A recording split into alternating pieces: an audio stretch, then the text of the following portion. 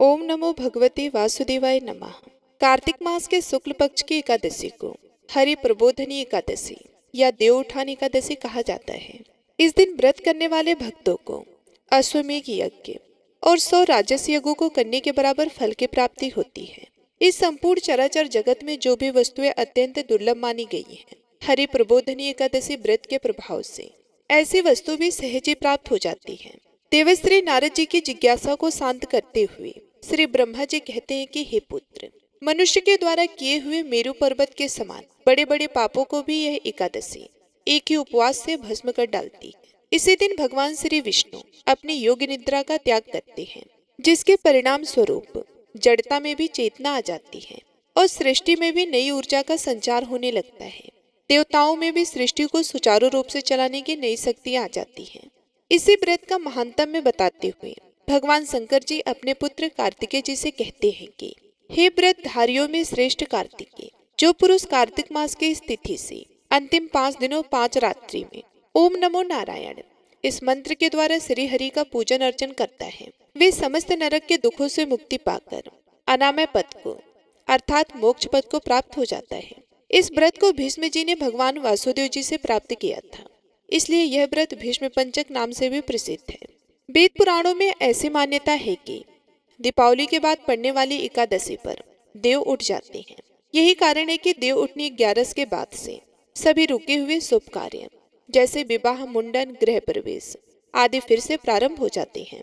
देव उठनी 11 के दिन ही तुलसी जी का विवाह भी किया जाता है। मान्यताओं के अनुसार तुलसी जी को अपनी पत्नी के रूप में स्वीकार करने के लिए भगवान विष्णु ने शालिग्राम रूप से तुलसी जी के साथ विवाह किया था, इसलिए देव उठनी 11 को भगवान विष्णु सबसे पहले तुलसी जी की ही सभी मनोकामनाएं पूर्ण करते हैं। ऐसे में देव उठनी 11 के दिन तुलसी जी की भी विशेष पूजा करनी चाहिए। देव उठनी एकादशी के दिन शाम को एक विशेष विधि से पूजा की जाती है। यदि आप व्रत रखने में असमर्थ हो तब भी आप इस विशेष पूजन विधि से भगवान विष्णु की कृपा आसानी से प्राप्त कर सकते हैं। तुलसी जी का विवाह आप देव उठान एकादशी या द्वादशी तिथि दोनों में से किसी एक दिन भी करा सकते हैं। जिन लोगों का दाम्पत्य जीवन सुखद ना हो या जिन कुंवारी कन्याओं या युवकों का विवाह होने में परेशानी आ रही हो, तो ऐसे लोगों को तुलसी विवाह में जरूर सम्मिलित होना चाहिए। देव उठान एकादशी का व्रत आप 2 तरह से कर सकते हैं। यदि सामर्थ्य हो तो आप निर्जल रहकर इस व्रत को कर सकते हैं। सामर्थ्य ना हो तो आप भरपूर मात्रा में जल का सेवन करके भी इस व्रत को रख सकते हैं। रोगी, वृद्ध या गर्भवती महिलाएं यदि इस व्रत को रखना चाहती हो तो एक समय शुद्ध सात्विक भोजन करके, यानी कि सुबह से लेकर शाम तक आप भोजन ग्रहण ना करें। शाम की पूजा करने के बाद आप शुद्ध सात्विक भोजन करके इस व्रत को रख सकती हैं, यानी एक समय आप आहार इस व्रत में ले सकती हैं। अगर इतनी भी सामर्थ्य ना हो और आप मोक्ष प्राप्ति की इच्छा रखते हो तो ऐसे में एकादशी के दिन नमक और चावल का पूरी तरह से त्याग करना चाहिए। भगवान विष्णु का पूजन सुबह और शाम विधि विधान से करना चाहिए। शाम के समय देव जगाए जाते हैं। किस प्रकार से जगाए जाते हैं इसकी अलग से वीडियो आपको हमारे चैनल पर मिल जाएगी। तुलसी पत्र भगवान विष्णु को आज के दिन जरूर अर्पित करें, लेकिन एकादशी के दिन भूल से भी तुलसी पत्र नहीं तोड़े जाते हैं। एक दिन पहले ही आप तुलसी पत्र तोड़ लें। यदि आप भूल गए हो तो आप अपने आप गिरे हुए तुलसी पत्र भी उठाकर जल से धोकर उन्हें भगवान विष्णु के भोग में अर्पित कर सकते हैं। साल 2024 में वैदिक पांचांग के अनुसार इस साल कार्तिक मास शुक्ल पक्ष की एकादशी तिथि की शुरुआत 11 नवंबर 2024 की शाम 6:46 पर शुरू होगी। वही तिथि का समापन 12 नवंबर 2024 को शाम 4:04 पर होगा। उदया तिथि के अनुसार देवउठनी एकादशी का व्रत मंगलवार 12 नवंबर को रखा जाएगा। देवउठनी एकादशी पर इस साल रवि योग व सर्वाद सिद्धि योग का शुभ संयोग बन रहा है। ज्योतिष शास्त्र में इन योगों को अत्यंत शुभ फलदायी माना गया है। रवि योग सुबह 6:42 से सुबह 7:52 तक रहेगा। सर्वाद सिद्धि योग सुबह 7:52 से अगले दिन सुबह 5:50 तक रहेगा। देवउठनी एकादशी पर बन रहे पूजन का शुभ मुहूर्त ब्रह्म मुहूर्त सुबह 4:55 से 5:48 तक रहेगा। प्रातः संध्या समय 5:21 से 6:41 तक रहेगा। अभिजीत मुहूर्त सुबह 11:43 से दोपहर में 12:26 तक रहेगा। विजय मुहूर्त दोपहर में 11:52 से दोपहर को 2:35 तक रहेगा।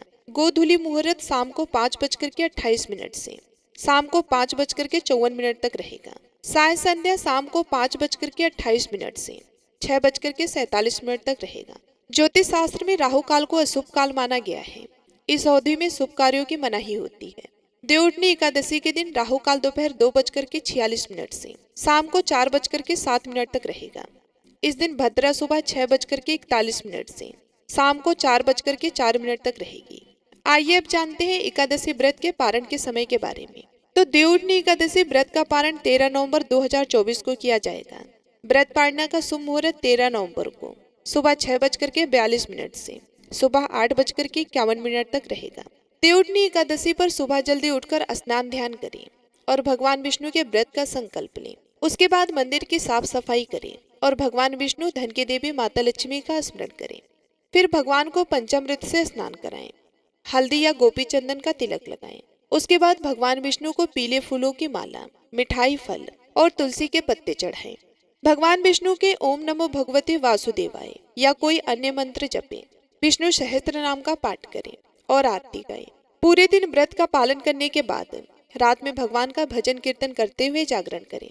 उसके बाद सुबह पूजा पाठ के बाद पारण के समय में व्रत को तोड़ें। देवउठनी एकादशी पर भगवान विष्णु के कुछ मंत्र इस तरीके से हैं जिनका आप जप उस दिन कर सकते हैं। पहला है वंदे विष्णु भव भय हरम सर्वलोकनाथम ओम श्री विष्णवे च विद्महे वासुदेवाय धीमहि तन्नो विष्णु प्रचोदयात्। तीसरा है ओम नमो नारायण। चौथा है ओम नमो भगवते वासुदेवाय। पांचवा है मंगलम भगवान विष्णु मंगलम गरुड़ध्वजम।